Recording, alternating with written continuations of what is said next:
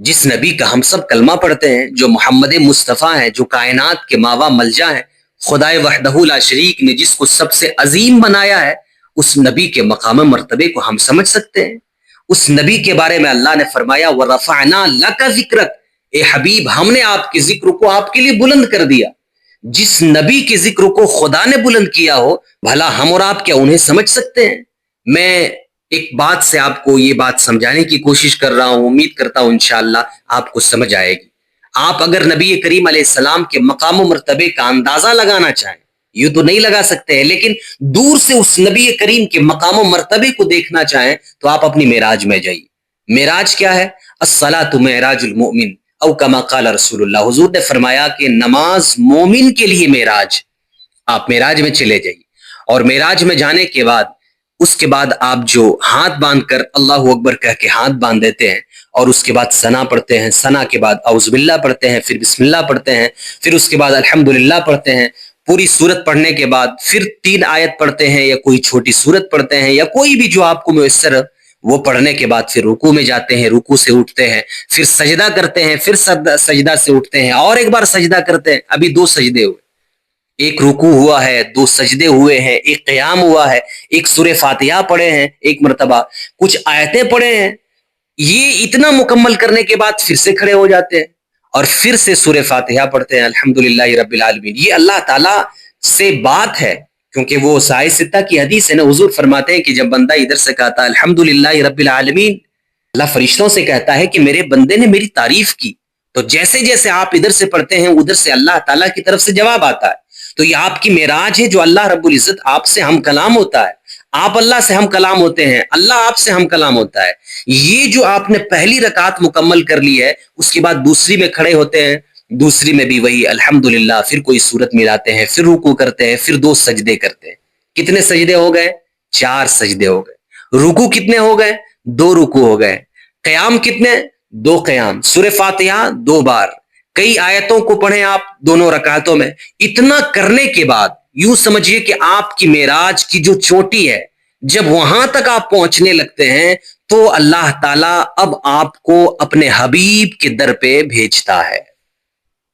نبی کریم علیہ السلام کی بارگاہ میں بھیجتا ہے۔ ہم سب اس نبی کے مقام و مرتبے کو کیا سمجھ سکتے ہیں، جن کی بارگاہ میں ہم اپنی معراج میں اگر جانا چاہیں گے تو ہمیں 4 سجدے کرنے پڑتے ہیں۔ آپ دیکھ لیجئے کوئی بھی نماز، 4 سجدے، 2 رکوع، 2 قیام، 2 بار سورہ فاتحہ، کچھ آیتوں کو، چند آیتوں کو دونوں رکعتوں میں پڑھتے ہیں، اور اتنا کرنے کے بعد تب اللہ تعالیٰ اپنے حبیب کے در پہ ہمیں بھیجتا ہے، اور بھیجنے کے بعد وہاں پہنچتے ہیں اور پہنچ کے کہتے ہیں السلام علیک ایھا النبی ورحمۃ اللہ وبرکاتہ،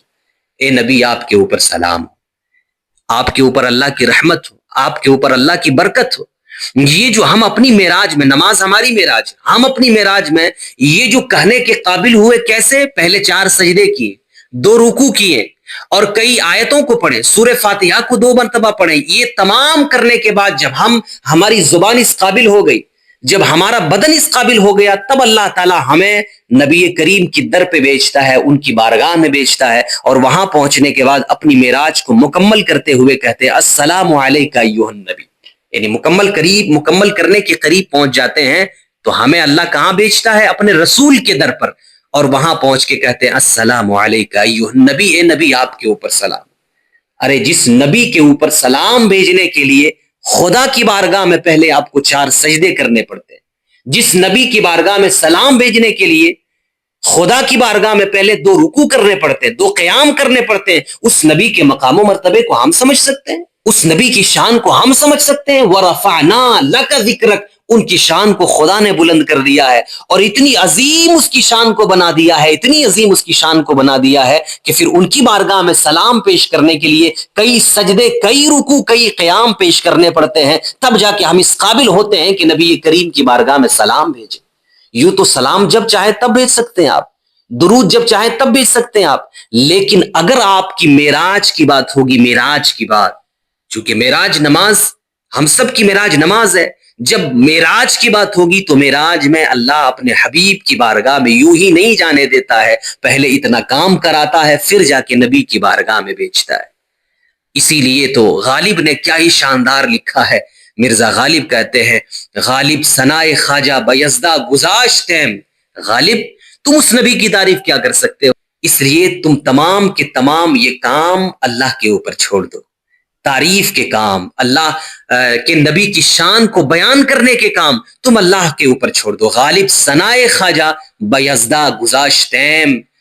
کہاں ذات پاک مرتبہ دان محمدس، اس لیے کہ محمد مصطفیٰ کے مقام کو اگر کوئی جاننے والا ہے تو وہ خدا کی ذات ہے، وہ خدا ہے جو اس نبی کی ذات کو جانتا ہے، جو اس نبی کے حقیقت کو جانتا ہے، جو اس نبی کے مقام و مرتبے کو جانتا ہے۔ اس لیے غالب نے اپنے آپ سے کہتے ہوئے لکھا کہ غالب اس نبی کی تعریف تم سے ممکن نہیں ہے، اس لیے ایسا کرو اس نبی کی تعریف کو خدا کے اوپر چھوڑ دو، اس لیے کہ خدا ہی ہے جو اس نبی کے مقام و مرتبے کو جاننے والا ہے۔ اللہ اکبر۔ اسی کو اللہ کے نبی نے بھی ارشاد فرمائے۔ حضرت ابو بکر صدیق جیسے صحابی رسول، وہ جو ہر حال میں حضور کے ساتھ رہے، غار میں ساتھ رہے، مزار میں بھی ساتھ ہیں اب تک، نبی کریم نے اس ابو بکر سے کہا یا ابا بکر ان حقیقتی لا یعلم غیر ربی او کما قال رسول اللہ،